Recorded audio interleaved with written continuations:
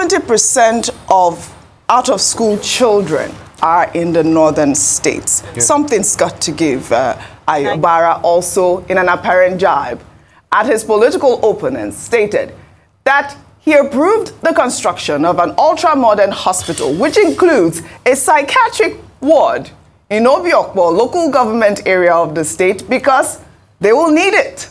So guys, Governor Fubara has told the whole world that he's building a psychiatric hospital. Guess for who? For Wike. Oh my God, Wike is bringing himself so low. So Wike is now seen to be somebody who has mental issue. Because the way he speaks, I tell you, no man of dignity can speak the way Wike speaks. Somebody that came out to say that nobody in Nigeria, no matter how high you are placed, you can never challenge him. So guys, Fubara said he's building a psychiatric hospital. Guess for who? For Governor Wike, ex-governor, current minister of the FCT. He's going to be there very soon. Oh my God, you need to see that video. But before we take a look at that video, so guys, there was this pathetic shot, you know, about what is happening in northern Nigeria. I mean, northern Nigeria is burning. I mean, the children in this part of the world or part of Nigeria do not have hope. You need to see how children were clustered on the street, you know, being jobless, being idle, while others, or while they were meant to be in school. So guys, you need to take a look at all this, and we keep asking, why is it that the North, even though they've had power the most, they cannot, you know, show that off in the lives of their people? They've held the most of the power. You call it presidential level. You call it most of the government appointments. They are the ones that have held this power for long. But you need to see the state of schools and the way they care less about the education of their people. Why is this happening in northern Nigeria? They just prefer to keep their people uneducated so that they keep using them during elections. So guys, take a look at the video. A journalist, filmmaker, and social media sensation, Dan Bello, took it upon himself to renovate a classroom at a government primary school in Kano State.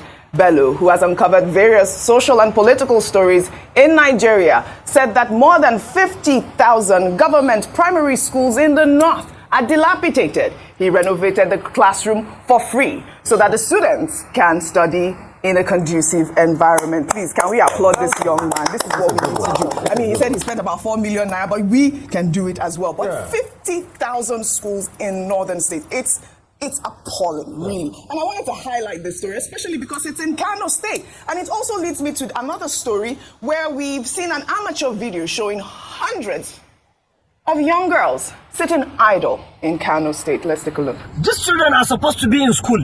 Look at it, part 2. Children that are supposed to be in school. This is Kano. This is Kano. Children, ladies, female children, young children. Below the age of 10 years.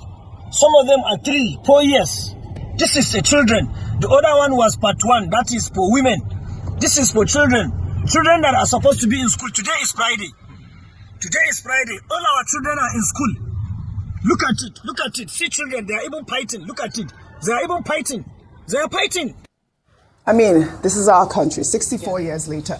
You know, the statistics, I mean, that has been bandied around is about 70% of out-of-school children are in the northern states. Yeah. Something's got to give.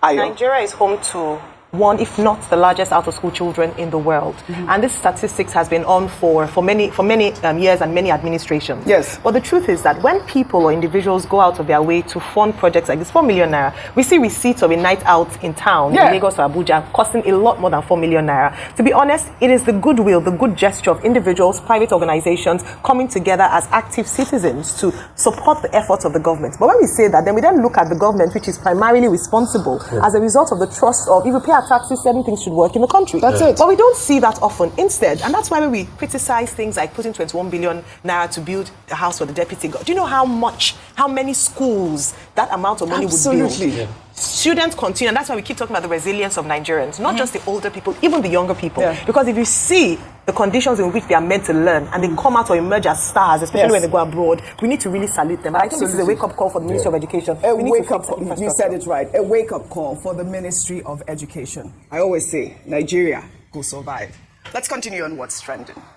The governor of Rivers State, Gov Fubara, at a Thanksgiving service organized as part of activities marking the 64th Independence Day celebration of Nigeria on Sunday, gave an account of his first year in office, saying that in just 1 year he has done more for the people of Rivers State than what his predecessor did in 8 years. Fubara also, in an apparent jibe at his political opponents, stated that he approved the construction of an ultra-modern hospital, which includes a psychiatric ward in Obiokpo, local government area of the state, because they will need it. Let's take a look.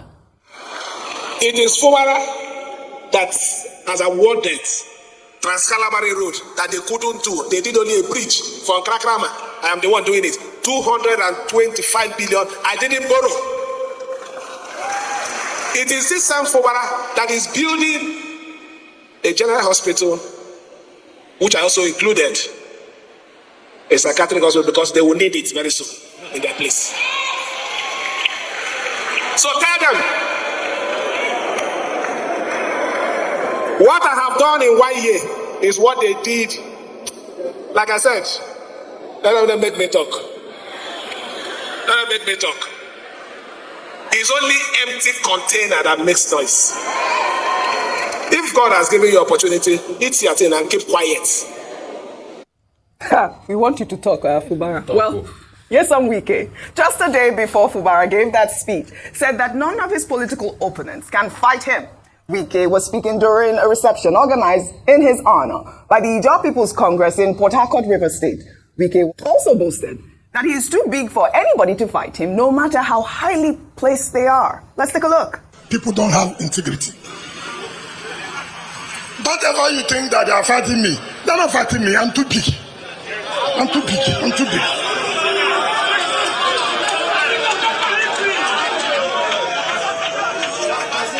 If you don't recognize somebody who's bigger than you, then you know you're sick. And far. All of them put together, they cannot stand it.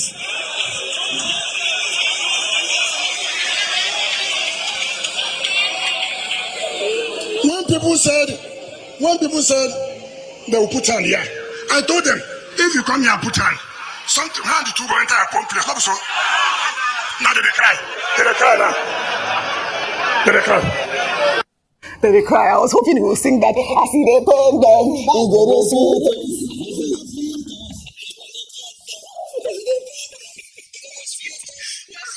If I come to you, Dr. Fati, still at that event, in the same vein, the Minister of State for Petroleum Resources, Heineken Lokogori, during that event organized by the Ijaw People's Congress in honor of Wike, said that the FCT Minister facilitated his appointment. Let's take a look before we come back for a discussion. Me that is standing here today as Minister of State Petroleum Resources and Oil is also made possible by years of Wike. Some of you may not know my second journey of becoming minister started in the house of the FCT minister in Port Harcourt, and it was concluded in his house in Abuja. All right, Dr. Vati, the Nigerian way. Go ahead. It's very good to see Governor Fubara regaining his composure. Yeah. Being very confident and at every turn asserting himself. Initially, when the fight between him and Minister Wike started, he was so, meek and so, respectful. But now, he has gained confidence. Yes. And I think that will inspire many of his supporters too. One of the things he said is that if people are saying that he should give his liver and kidney so as to show loyalty, that he will not give liver and kidney, that he will just do what is right for the people of Rivers State, and he will stand by the path of justice. And if the wahala is too much, he would rather go back home to stay with his wife. So that confidence is very interesting. However, we see now that the entertainment from Rivers State is unending. On Saturday, Wike was at that event where they had a reception for him, purportedly by the people of Fubara's Ijaw ethnic extraction, who even thanked him for making their son governor. Wike also, said at that event that in fact many of his projects are being claimed by Fubara, and in any case, Fubara the following day had the opportunity to talk back at his former benefactor, and it was in that context that he was now saying, in fact, he has initiated the building of a modern, multi-complex psychiatric hospital in Obio Akpo local government area, which is where Wike comes from. And he says they will need it very soon. Well, we may just ask the question, who does Governor Fubara intend to send to that psychiatric hospital that he was speaking with such certainty? And he was announcing it in church. That the people of Obio Akpo will need it very soon. I don't think that people of Obio Akpo will pray that any of their children should end up in a psychiatric hospital. But this is politics in Rivers State, and I think that the bottom line is that the bigger interest should be interest of the people of Rivers. No matter how entertaining this Fubara versus Wike tango may appear to be. Fantastic. You know, Mokobori's story too. I mean, it was kind of trending. It was viral because it was like that type of conversation. We had Senator Adam Soshomole on the Sunday morning show yesterday, and you know, we started off by asking him if he was, you know, now the godfather of those states, which he clearly debunked. But this is what happens in Nigeria. The minister says Wike made him minister. That's all. He's not able to do it. Anyway, in all reality, you have people influencing things, you know, for people. And probably because it was from that zone, Wike might have also, you know, had a hand in the influence on all of this. But what is most important is this. There's no problem with influencing. But do we influence people with the best capacity possible? That's the point. So, because if what he's saying is that Wike can influence, so if Wike can influence, then Wike can also influence someone that has no capacity to be able to get up there. And obviously, you now start to have IOUs towards the person that influenced you. Just like how the Ijaw people are not thanking you for making their son a governor. The truth is it Ijaw people, is it Wike that made his son a governor? So the Rivers people didn't play any role in all of this. Right. You can see what is wrong with democracy. So for those that argue against regional government, like it was in my debate in school, if you give people like these leaders that we have, regional power, say, okay, one man is the head of all the region. Right. He's going to become God. That's just it. Yeah. So it goes back to values and the character of the politician and the need to bring up strong institutions. Absolutely. Because it just also goes back to the regional argument. We have seen the roles of people who are playing Lagos politics. If you now give them all the Southwest region, then we become God. Right. In fact, if we don't have regional government, we saw the role they played in influencing the whole of Southwest. If you now give them that power. But also, it is about how we can make these politicians accountable. See, let us correct that notion. No man makes the other man. Absolutely. How we can make these politicians accountable. What's the contrast between Senator Aineken Lokobiri and Governor Fubara? This is Senator Aineken Lokobiri coming into the open to say Wike is the godfather. And then you have Fubara saying he will take a psychiatric hospital to Wike's village. That contrast is completely... the contrast. What you're asking for, this liver and kidney. And I was going to ask you to define the liver and kidney because we know how godfathers can sometimes become so high-handed. And they're asking for the impossible. They don't want to be, they want to just make the governor the stooge. And so that's the liver and kidney they're talking about. You can help someone, but don't do it in such a way that until we make the people that vote in elections the godfather, and the people must be respected. The people are the godfather. The people must be the godfather. If you keep having it for cannot give Wike liver and kidney. Let him give maybe one kidney. After all, every human being has two kidneys. All right, talking about holding our people accountable, let us just move on to this.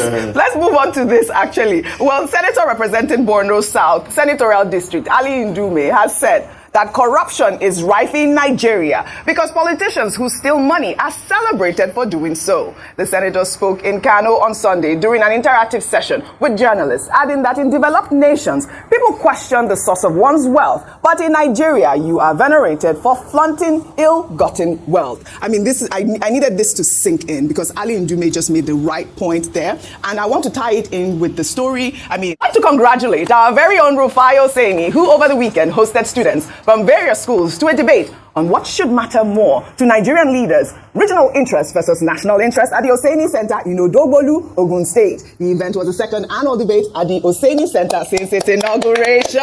Rufai, I cannot stop commending you for your amazing work. What is the most important? I mean, we have health and then we have education. Education is the bedrock of any society. Well done. I want to hear a little bit about your experience with the students. I heard the students, they were fiery, they were very intelligent, and you know, they talked about the fact that, you know, regional interest can also be for the good of national interest, right? Yeah, I mean, there were both sides. And it just fits into the conversation, the narrative we're having around, you know, this independence, the regional interest and national interest. You know, I think most importantly, like you said rightly, Dr. Abati, it's the values of the leader. Because if you have a regional government and the leader has a lot of problems, then definitely that problem is going to cascade down. In fact, one of them was saying how deplorable things are in their school.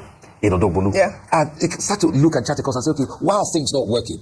It goes back to the character of the leader. I maybe that's even going to involve the debate next year because we always do it annually. Right. But I also like to say very specially, if you look at the pictures there, you'll see retired Justice Adefo Koje. We have him there. Retired Court of Appeal judge, also from Odogbolu. There, and a sister, Ronke, coming to grace the occasion. The most important thing is how can we start having conversations about the future? Yes. And all of them are winners. Principal Academy met winner at the end, but we had Principal Academy, Odogbolu Grammar School. We had Comprehensive High School, Odogbolu, and Valiant College. The four schools. But most importantly, we need to have this debate amongst our people and pretty much let them understand that we need to hold our leaders accountable. I love it. The reason we have the problems we have in society is because of our leaders. See, truth is, Oji, I tweeted something yesterday. I said over 50% of your prayer point in Nigeria is because of bad leadership.